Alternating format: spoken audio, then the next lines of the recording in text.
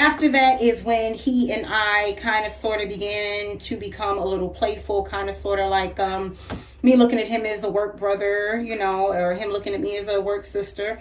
But either way, when Egypt caught wind of this, he was not pleased. He did not like it. He did not care for it. The moment he brought it to my attention that he didn't like the playfulness, I told him, say less. You know, it's done. It's dead.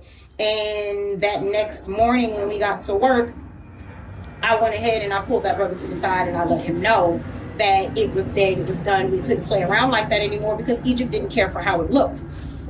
He said he didn't fight around with his wife, and he didn't want another man doing that as well.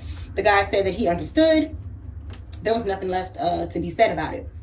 Afterwards, the guy and I, we still, of course, spoke. You know, when we would see each other, he would come into my department. He would still, you know, come, stop, speak for a couple of minutes, just like he would do, you know, other people in any other department.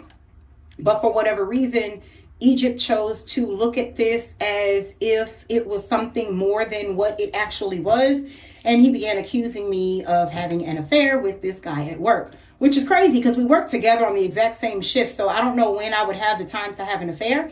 When we come together, we leave together, we live together. When do I ever get the free time to go and be a hoe? Anyway, that ended up blowing up into a big situation. Egypt began going around telling family members and friends that, you know, I was having an affair on him with some guy at the job. He would tell them about the whole little play fighting situation. And, you know, he had folks agreeing with him that I was just completely out of line. And so he kept bringing the situation up to me, but I didn't understand why when it was resolved. Like, you never had to ask me to stop playing around with this guy. The moment you mentioned that it made you uncomfortable, that you didn't like it, it was over.